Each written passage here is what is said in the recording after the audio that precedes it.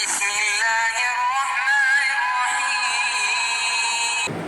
الحمد لله رب العالمين والعاقبة للمتقين والصلاة والسلام على سيد الأنبياء والمرسلين وعلى آله وأصحابه أجمعين.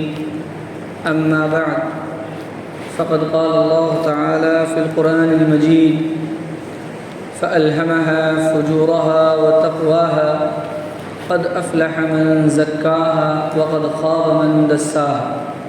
صدق اللہ العظیم.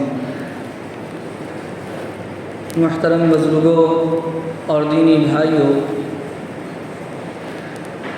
ہم اس دنیا کے اندر غور کرتے ہیں تو یہ سمجھ میں آتا ہے کہ اس دنیا کے اندر دو سلسلے جاری ہیں.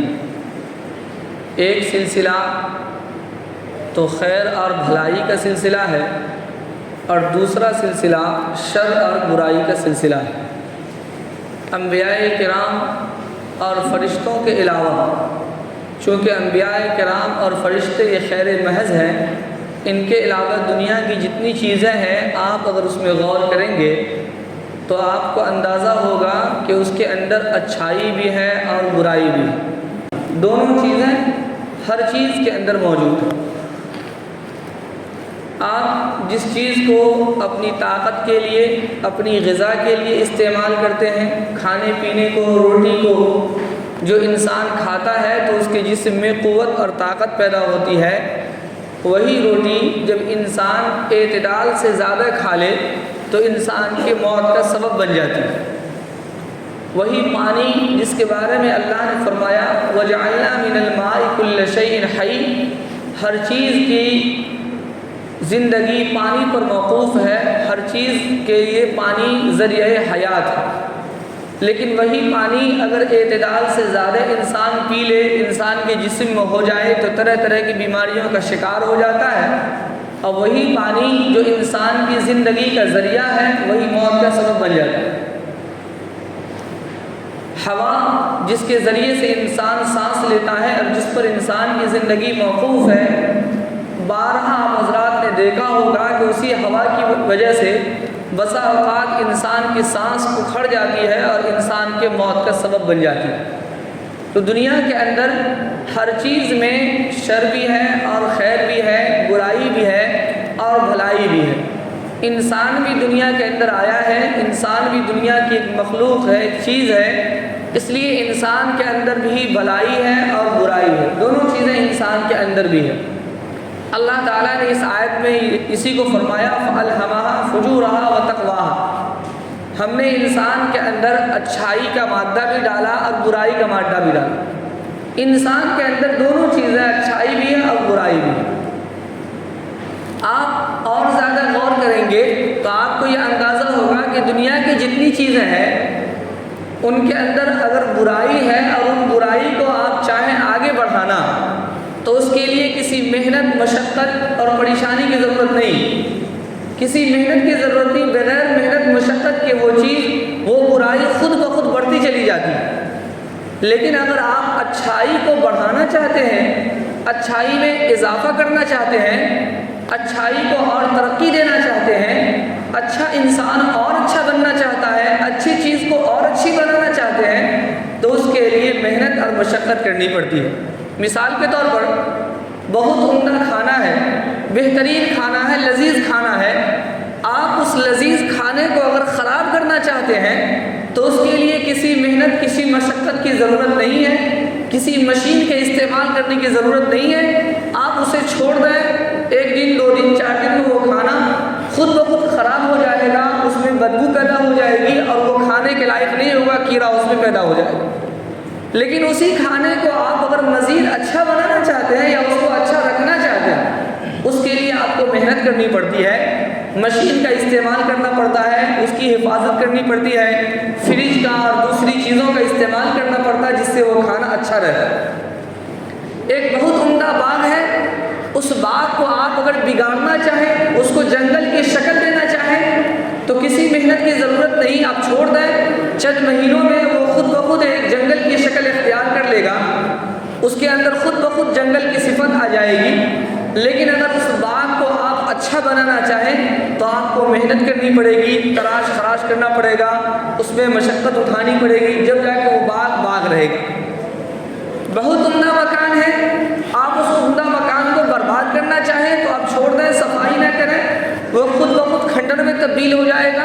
اس کو مزید اچھا بنانا چاہتے ہیں یا اچھا رکھنا چاہتے ہیں، آپ کو اس کی دیکھ ریکھ کرنی پڑتی ہے، صفائی کرنی پڑتی ہے، رنگ روغن کرنے پڑتے ہیں، پیسے خرچ کرنے پڑتے ہیں، اس پر محنت مشقت ہوتی ہے، جب جا کر کے وہ مکان اچھا مکان رہتا ہے اور اس سے اچھا وہ مکان بنتا ہے۔ اگر انسان چاہے کہ ہم جاہل رہیں تو انسان کو جاہل رہنے کے لیے کسی مدرسے میں، کسی مکتب میں، کسی یونیورسٹی میں جانے کی ضرورت نہیں۔ آپ حضرات نے نہیں سنا ہوگا کہ دنیا میں کوئی ایسا مدرسہ ہے، کوئی ایسا کالج ہے، کوئی ایسی یونیورسٹی ہے کہ جس میں انسان کو جاہل بنایا جاتا ہو۔ انسان اگر جاہل بننا چاہے تو اس کے لیے کسی تعلیم، کسی پریشانی یا کسی خرچ کی ضرورت نہیں ہے۔ اللہ تعالیٰ نے قرآن کریم میں فرمایا ہے وَاللَّهُ أَخْرَجَكُم مِّن بُطُونِ أُمَّهَاتِكُمْ لَا تَعْلَمُونَ شَيْئًا، جب اللہ نے تمہیں اپنے ماں کے پیٹ سے نکالا تو اس وقت تم کچھ بھی نہیں جانتے تھے۔ لا تعلمون شیئا، انسان تو جاہل پیدا ہی ہوا، اس لیے انسان کو جاہل بننے کے لیے کسی محنت مشقت، کسی خرچ کی ضرورت نہیں، وہ خود بخود جاہل ہے۔ لیکن اگر اسے عالم بننا ہے، اسے حافظ بننا ہے، اسے ڈاکٹر بننا ہے، اسے انجینئر بننا ہے تو اس کو مدرسے، مکاتب اور یونیورسٹی، اسکول، مختلف اداروں کے اندر جانا پڑتا ہے، پیسے خرچ کرنے پڑتے ہیں، محنت مشقت کرنی پڑتی ہے، جب جا کر کے انسان تعلیم یافتہ ہوتا ہے، پڑھا لکھا ہوتا ہے، مہذب ہوتا ہے۔ لیکن جاہل بننے کا ہے اگر تو کسی محنت کی ضرورت نہیں، وہ پیدائشی طور پر جاہل ہے۔ میں اصل میں یہ عرض کرنا چاہتا ہوں کہ انسان کے اندر جو خوبیاں ہیں، ان خوبیوں کو دوبارہ کرنے کے لیے، ان خوبیوں میں مزید ترقی کے لیے انسان کو محنت اور مشقت کرنی پڑتی ہے۔ انسان دنیا کے اندر اگر چاہتا ہے کہ ہم اپنی اصلاح کریں، ہم ایک اچھے انسان بن کر رہیں، با اخلاق رہیں، با کردار رہیں، تعلیم یافتہ بن کر کے رہیں، تو اس کے لیے اس کو محنت اور مشقت کرنی پڑتی ہے۔ انسان کے اندر جو کمالات ہیں وہ دو طرح کے کمالات ہیں، ایک علمی کمال ہے اور دوسرا عملی کمال ہے۔ آپ اگر چاہتے ہیں کہ ہمارے اندر علمی کمال پیدا ہو تو اس علمی کمال کے لیے مدارس ہیں، مکاتب ہیں، اسکول ہے، یونیورسٹیاں ہیں، وہاں جا کر کے آپ علمی کمال پیدا کر سکتے ہیں۔ آپ عملی کمال پیدا کرنا چاہتے ہیں، اس کے لیے بھی مختلف ادارے ہیں، خانقاہیں ہیں، مدارس ہیں اور مختلف ادارے ہیں، مختلف تنظیمیں ہیں، مختلف تحریکیں ہیں جہاں انسان کی اصلاح ہوتی ہے۔ امام غزالی رحمۃ اللہ علیہ نے اپنی کتاب احیاء العلوم میں لکھا ہے کہ اگر کوئی آدمی اپنی اصلاح کرنا چاہے اور اس کے پاس کوئی مدارس نہ ہو، کوئی مکاتب نہ ہو، کوئی خانقاہ نہ ہو جہاں جا کے اپنی اصلاح کر سکے، تو اس کے لیے فرمایا کہ 4 صورتیں ہیں، اگر ان 4 صورتوں کو انسان اختیار کر لے تو اس کی اصلاح ہو جائے گی، اور اگر کسی کو یہ 4 صورتیں نہ مل سکے تو کم سے کم ان میں سے ایک بھی مل جائے تب بھی انسان کی اصلاح ہو جائے گی۔ کہنے کا مطلب یہ ہے کہ انسان اگر اپنی اصلاح چاہتا ہے تو اس کے لیے دروازے بند نہیں، راستے کھلے ہیں۔ ہر انسان اپنی اصلاح کر سکتا ہے، ہر انسان کے لیے راستہ کھلا ہوا۔ 4 طریقے ہیں، ان 4 میں سے کوئی ایک مل جائے یا 4 مل جائے، انسان کی اصلاح ہو جائے گی۔ وہ 4 طریقے کیا ہیں؟ پہلا طریقہ فرمایا صحبت اولیاء، دوسرا طریقہ فرمایا مواخات فی اللہ، تیسرا طریقہ فرمایا اتعاظ بالغیب، اور چوتھا طریقہ فرمایا محاسبہ نفس۔ یہ 4 طریقے ہیں جو انسان کے اصلاح کے ہیں۔ دنیا کا کوئی بھی انسان اپنی اصلاح کرنا چاہے تو ان 4 طریقوں میں سے کسی ایک کو اختیار کر لے، اس کی اصلاح ہو جائے گی۔ انہی 4 طریقے کو بیان کرنے کا ارادہ ہے آج کے اس جمعہ میں۔ پہلا طریقہ ہے صحبت اولیاء، اور یہ 4 طریقے قرآن و حدیث سے ماخوذ ہیں۔ اللہ والوں کی صحبت میں رہنے سے انسان کی اصلاح ہوتی ہے۔ قرآن کریم میں اللہ نے فرمایا یا ایھا الذین آمنوا اتقوا اللہ، اے ایمان والو اللہ سے ڈرو، وکونوا مع الصادقین، اور سچے لوگوں کی صحبت اختیار کرو۔ دیکھیے اللہ فرما رہے ہیں کہ سچے لوگوں کی صحبت اختیار کرو۔ آپ صلی اللہ علیہ وسلم نے ارشاد فرمایا، آپ نے مثالیں دی کہ اچھے لوگوں کی صحبت کی مثال ہے عطر کی دکان، مثال ہے لوہار کی دکان. اگر کوئی آدمی عطر کی دکان پر جاتا ہے, مشک کی دکان پر جاتا ہے, تو اگرچہ وہ عطر خریدتا نہیں لیکن وہاں رہنے کی وجہ سے اس کو خوشبو ملتی ہے اور اس کے جسم میں اور اس کے کپڑوں میں خوشبو بس جاتی ہے. جب وہاں سے آتا ہے تو وہ اپنے آپ کو اچھا محسوس کرتا ہے اور خوشبو کے اثرات اس کے ناکوں کے اندر اور اس کے کپڑوں کے اندر رہ جاتے ہیں. لیکن اگر کوئی آدمی بھٹیارے کی دکان پر جائے, لوہار کی دکان پر جائے, تو وہاں پر اگرچہ وہ اس کے کپڑے نہ جلیں لیکن کم سے کم دھواں اس کو ضرور لگ جاتا ہے, اس کے کپڑے کے اندر دھواں کا اثر ضرور رہ جاتا ہے. تو یہ اچھے اور برے صحبت کی مثال دی. اور مولانا رومی رحمۃ اللہ علیہ نے فرمایا صحبت صالح ترا صالح کنت, صحبت طالح ترا طالح کنت. اچھوں کی صحبت میں تم اچھے بن جاؤ گے اور بروں کی صحبت میں برے بن جاؤ گے. انسان کو تو چھوڑیے, جو چیزیں بے جان ہیں جسے ہم بے جان سمجھتے ہیں, ان بے جان چیزوں کے اندر بھی یہ اثرات ہیں کہ ان بے جان چیزوں کے اندر بھی صحبت کا اثر ہوتا ہے. آپ اپنے کپڑے الماری کے اندر رکھتے ہیں, اس الماری کے کپڑوں میں کپڑوں کے ساتھ گلاب کے کچھ پھول رکھ دیں اور چند مہینوں کے بعد جب آپ اس الماری کو کھولیں گے تو آپ کا کپڑا گلاب نہیں ہے لیکن کپڑوں کے اندر سے گلاب کی خوشبو آئے گی. جب سردی کا زمانہ ختم ہوتا ہے تو گرم کپڑے کو عام طور پر لوگ اپنے الماریوں کے اندر رکھتے ہیں اور اس میں فرنیل کی گولی ڈال دیتے ہیں تاکہ کیڑا نہ لگے. اور جب اگلے سال سردی کا موسم شروع ہوتا ہے, لوگ اپنی الماری کو کھولتے ہیں تو اس کپڑے کے اندر سے فرنیل کی گولی کی بو آئے گی. اگرچہ وہ کپڑا فرنیل کی گولی نہیں ہے لیکن پھر بھی کپڑے کے اندر سے بو آتی ہے کیونکہ فرنیل کی گولی کے ساتھ ایک عرصہ تک وہ رہا ہے. آپ دریا کے کنارے بیٹھ جائیں تو آپ کے ذہن کے اندر نرمی آ جائے گی. آگ کے پاس آپ بیٹھیں تو آپ کے ذہن میں سختی آ جائے گی. بکری کے چرانے والے کو آپ دیکھیں اور بھینس کے چرانے والے کو آپ دیکھیں, دونوں کے مزاج میں فرق معلوم ہوگا. بکری کے چرانے والے کا مزاج نرم ہوتا ہے اور بھینس کے چرانے والے کا مزاج سخت ہوتا ہے. آپ کپڑے کو دیکھ لیں, شریعت مذہب اسلام کے اندر یہ منع کیا گیا کہ آدمی کسی جانور کی شکل و صورت والا کپڑا پہنے. شیر کی تصویر والا یا شیر کے کھال جیسے کپڑے کو پہننے سے منع کیا گیا کہ انسان جیسا کپڑا پہنتا ہے, کپڑے کے ساتھ رہتا ہے, ویسے ہی اس کے اندر صفت پیدا ہو جاتی ہے, صحبت کا اثر ہوتا ہے. آپ کو یقین نہیں ہوتا, آپ اپنے معاشرے میں جائزہ لے لیجئے. جو لوگ اپنی بچیوں کو جینس پہناتے ہیں, ٹی شرٹ پہناتے ہیں, مردوں والا لباس پہناتے ہیں, ان کی بچیوں کو دیکھیں مہینے 2 مہینے 4 مہینے کے بعد اس میں مرد والی صفت آ جاتی ہے اور وہ سمجھتی ہے کہ ہم میں مرد ایسی کون سی بات ہے جو ہمارے اندر نہیں, تو مرد سے مقابلے پر آ جاتی ہے. اگر آپ بچی کو بچے کا لباس پہنا دیں تو اس کے اندر بچے والی صفت آتی ہے اور بچے کو بچی والا لباس پہنا دیں تو اس کے اندر بچی والی صفت آ جاتی ہے. جو لوگ اپنے گلوں میں, جو مرد, جو نوجوان اپنے گلوں میں سکڑی پہنتے ہیں, لاکٹ پہنتے ہیں, آپ دیکھیے اس کے اندر مردان کی نہیں. جو مرد اپنے ہاتھ میں مہندی لگاتا ہے اس کے اندر مردان کی نہیں ہوتی. حضرت مفتی طارق مسعود صاحب یہ فرماتے ہیں کہ میں چھوٹا تھا اور میری بہنوں نے میرے ہاتھ میں مہندی لگا دیا تو میری دادی اماں نے کہا کہ خبردار, جو مرد اپنے ہاتھ میں مہندی لگاتا اس ہاتھ میں تلوار اٹھانے کی صلاحیت نہیں ہوتی, اس لیے کہ وہ عورت کا کام ہے مہندی لگانا, مرد کا کام نہیں. اور آپ اپنے معاشرے میں دیکھ لیجئے, جو مرد اپنے ہاتھوں میں مہندی لگاتے ہیں اس کے اندر مردوں والی صفت نہیں, مردان کی نہیں ہوتی, اس کے اندر عورتوں والی صفت آ جاتی ہے, عورتوں جیسے چال چلتا ہے وہ. تو اس صحبت کا یہ اثر ہوتا ہے کہ آپ لباس پہن لیں تو لباس کا اثر ہوتا ہے. آپ ایسی جگہ میں رہیں جہاں برائیاں ہوتی ہیں تو برائی کا اثر آپ کے اندر آئے گا. اس لیے فرمایا گیا کہ سب سے پہلا طریقہ انسان کی اصلاح کا ہے صحبت اولیاء, اللہ والوں کی صحبت. صحابہ کرام جو اتنے بڑے بنے اس کی وجہ یہ تھی کہ آپ صلی اللہ علیہ وسلم کی صحبت انہیں نصیب ہوئی. اور وہ صحبت کا کمال تھا کہ وہ صحابہ جو کچھ دیر پہلے کافر بھی تھے, فاسق بھی تھے, بدکار بھی تھے, بدعقیدہ بھی تھے, ساری برائیاں ان کے اندر ہوتی تھی, لیکن آپ صلی اللہ علیہ وسلم کی صحبت میں آتے, تھوڑی دیر بیٹھتے, جب رخصت ہوتے تو اپنے آپ میں وہ ایمان کامل کے ساتھ لوٹتے, عابد بھی ہوتے تھے, زاہد بھی ہوتے تھے, عارف بھی ہوتے تھے, متقی بھی ہوتے تھے. یہ آپ صلی اللہ علیہ وسلم کی صحبت کا اثر تھا.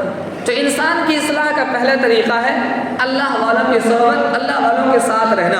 اللہ والوں کی صحبت میں جو رہے گا انشاءاللہ اس کی اصلاح ہو جائے گی. پہلا طریقہ فرمایا, اگر کوئی آدمی ایسا ہے جو کہتا ہے کہ میرے بستی میں, میرے گاؤں میں کوئی اللہ والا نہیں, کوئی نیک آدمی نہیں, کوئی دیندار آدمی نہیں جس کے ساتھ میں رہ کر کے اپنی اصلاح کر سکوں. تو دوسرا طریقہ ہے مواخات فی اللہ، اللہ کے لیے دوستی. آپ صلی اللہ علیہ وسلم نے جب ہجرت فرمائی اور مدینہ منورہ تشریف لے گئے تو صحابہ کرام کو جو مکہ سے ہجرت کر کے گئے تھے ان کو بلاتے، اور جو مدینہ کے اندر انصاری صحابی تھے انہیں بلاتے، ایک انصاری کو ایک مہاجر کو، اور دونوں کو ملاتے اور کہتے کہ تم دونوں اللہ کے لیے بھائی بھائی ہو. مواخات فی اللہ آپ صلی اللہ علیہ وسلم نے قائم کیا. آپ اگر کوئی اللہ والا آپ کو نہیں ملتا تو آپ کسی آدمی کو اپنا دوست بنا لیں اور اس بنیاد پر دوست بنائیں کہ بھائی ہماری اصلاح تم کرنا، تمہاری اصلاح ہم کریں گے، نیک کاموں میں ہماری مدد تم کرنا، تمہاری مدد ہم کریں گے. نماز کا وقت ہو جائے گا اور اگر ہم نماز کے لیے نہیں جاتے ہیں تو تم مجھے بیدار کر دینا، تم مجھے ساتھ کر لینا کہ چلو نماز کا وقت ہو گیا، اور اگر کبھی تم سستی میں پڑ جاؤ تو ہم تمہیں نیک کام کے لیے لے کر کے چلیں گے. اس کو کہتے ہیں مواخات فی اللہ. تو دوسرا طریقہ ہے مواخات فی اللہ انسان کی اصلاح کا. فرمایا تیسرا طریقہ یہ ہے اتعاظ بالغیر، غیروں سے نصیحت حاصل کرنا، دشمن سے نصیحت حاصل کرنا. اپنی برائی خود کو نظر نہیں آتی لیکن دوسروں کو ضرور نظر آتی. انسان کو اپنی برائی نظر نہیں آتی لیکن دوسروں کی برائی اسے ضرور نظر آتی ہے. اس لیے اگر کوئی آدمی ہماری برائی کرتا ہے تو اس برائی سے ہم برا نہ مانیں بلکہ اس برائی کو دیکھیں کہ کیا واقعی ہمارے اندر یہ برائی ہے یا نہیں ہے. اگر واقعی برائی ہے تو پھر ہم اس کی اصلاح کی کوشش کریں، انشاءاللہ ہماری اصلاح ہو جائے گی. اس کو کہتے ہیں اتعاظ بالغیب.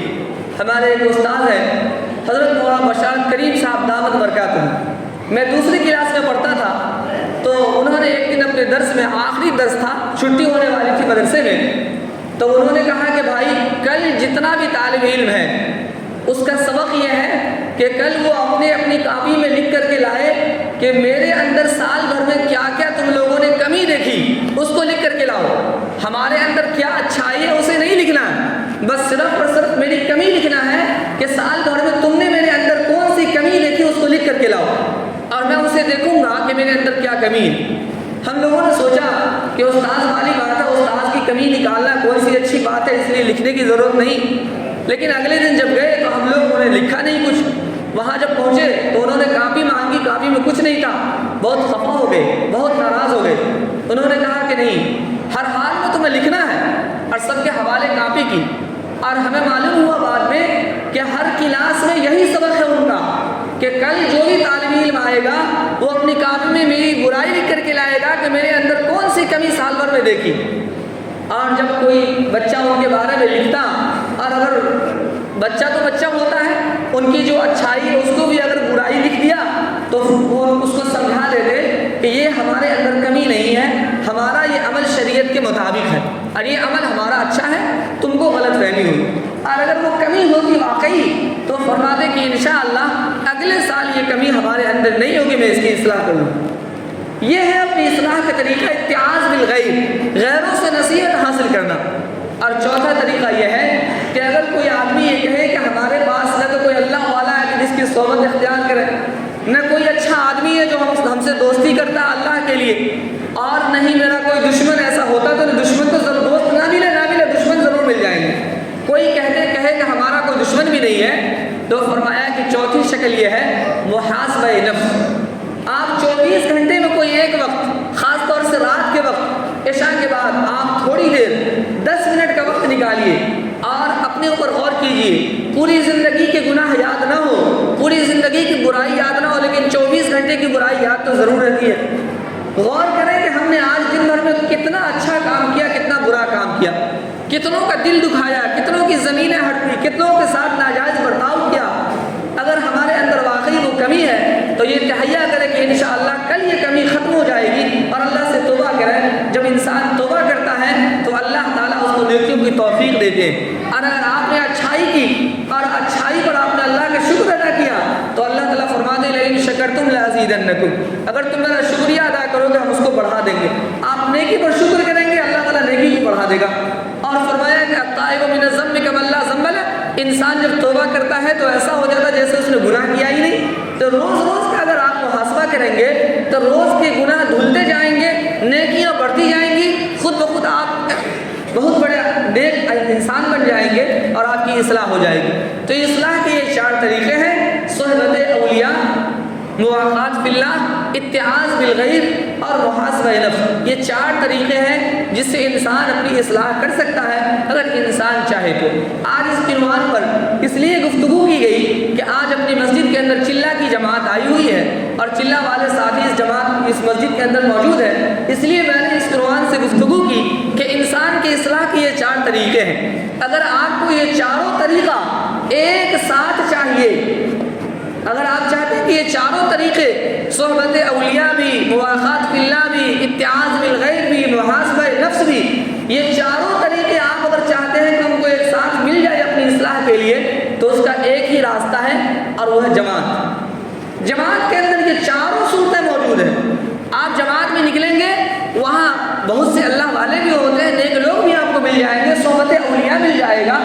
دوسرا مواقعات فی اللہ، وہاں اللہ کے لیے دوستی بھی مل جائے گی۔ ایک جماعت کا ساتھی کہیں کا رہنے والا، دوسرا کہیں کا رہنے والا، لیکن جب چلہ کی جماعت نکلتی ہے، سب ساتھ جاتے ہیں تو کہتے ہیں کہ ہمارا جماعتی بھائی ہے۔ اور یہی نہیں، جماعت سے جانے کے بعد بھی فون پر بات ہوتی ہے تو کہتے ہیں کہ میرا جماعتی بھائی ہے۔ تو دیکھیے اللہ کے لیے دوستی ہے۔ تیسری صورت اتعاظ بالغیر، غیروں سے نصیحت حاصل کرنا، دشمنوں سے نصیحت حاصل کرنا۔ تو یہ بھی سمجھ لیجئے کہ جماعت والے کو دشمن بھی بہت ہیں۔ ہر گاؤں میں 2-4-10 آدمی ایسے مل جائیں گے کہ جماعت آئے گی تو ان کو پیٹ میں درد شروع ہو جاتا ہے کہ جماعت والا آ گیا پکنک منانے کے لیے، اور وہ طرح طرح کی برائیاں آپ کے اندر ڈھونڈیں گے اور آپ کی برائیاں کریں گے۔ آپ ان کی برائیوں کو برا نہ مانیں، بلکہ دیکھیں کہ کیا واقعی ہمارے اندر یہ برائی ہے، اگر ہے تو اس کو دور کرنے کی کوشش کریں۔ عام طور پر لوگ یہ کہتے ہیں کہ جماعت میں تو چلا گیا، لیکن کیا ہے، گیا اور آئے گا، پھر وہی حال، پھر وہی کام، پھر وہی سلسلہ شروع ہوگا، پھر وہی نماز چھوڑے گا، وہی لوگوں سے لڑے گا، جھگڑے گا۔ اگر واقعی ہمارا کام یہی ہے کہ ہم یہاں سے جاتے ہیں یہی کام کرتے ہیں، تو ہم یہ سوچ لیں کہ انشاءاللہ اب لوگوں کو بولنے کا موقع نہیں دیں گے۔ جو لوگ کہتے ہیں کہ جماعت سے آتا ہے اور پھر نماز چھوڑ دیتا ہے، تو انشاءاللہ اس بار جماعت سے واپس ہوں گے تو ہم نماز نہیں چھوڑیں گے تاکہ اس کو بولنے کا موقع نہ ملے۔ تو دیکھیے ایک میں نے ایک مثال دی، اس طرح سے بہت سی برائیاں جو ہمارے لوگ بیان کرتے ہیں، ہم اگر چاہیں اپنی اصلاح کرنا تو ان کو سن کر کے اپنی اصلاح کر سکتے ہیں۔ تو یہاں اتعاظ بالغیر بھی ہے اور جماعت کے اندر محاسبہ نفس بھی ہے۔ انسان تنہا ہوتا ہے گھر سے اور گھر کے الجھنوں سے دور ہوتا ہے، تو اس کو یہ موقع میسر ہوتا ہے کہ آدمی یہ سوچے کہ ہمارے اندر کیا کمی ہے، کیا کوتاہی ہے۔ خالی ہوتا ہے، فارغ ہوتا ہے، وہ سوچ سکتا ہے، محاسبہ نفس بھی کر سکتا ہے۔ اور عام طور پہ جماعت کے ساتھی رات میں اس کا محاسبہ بھی کرتا ہے، ایک وقت نکلتا بھی ہے محاسبہ کے لیے۔ تو میں سمجھتا ہوں کہ یہ جو اصلاح کے 4 طریقے ہیں، یہ چاروں طریقے جماعت کے اندر موجود ہیں۔ اس لیے اس زمانے میں اگر کوئی آدمی بڑی عمر کا ہو گیا ہے اور اس کو اپنی اصلاح چاہیے تو جماعت کے اندر نکلے اور جماعت میں انشاءاللہ اس کی اصلاح ہوگی۔ تو انسان اگر اصلاح کرنا چاہے تو اس کے اصلاح کے راستے بند نہیں ہیں، راستے کھلے ہیں۔ لیکن اگر کوئی اصلاح کرنا نہ چاہے تو نبی کے زمانے میں بھی اس کی اصلاح نہیں ہوئی۔ آپ صلی اللہ علیہ وسلم کی زبانی بہت سے لوگوں کی اصلاح ہوئی، کوئی صدیق اکبر بن گئے، کوئی عمر فاروق بن گئے، اور مختلف صحابہ کرام کہاں سے کہاں پہنچ گئے، لیکن ابو جہل ہی رہ گیا۔ اور جو لوگ آپ صلی اللہ علیہ وسلم کے مخالف تھے، جو اپنی اصلاح نہیں چاہتے تھے، وہ وہیں کے وہیں رہ گئے اور اسی برائی میں دھستے چلے گئے۔ اللہ تعالیٰ نے اسی کو اس آیت میں بیان فرمایا جو میں نے شروع میں تلاوت کی، فَأَلْهَمَهَا فُجُورَهَا وَتَقْوَاهَا۔ ہم نے انسان کے اندر اچھائی بھی رکھی ہے، برائی بھی رکھی ہے۔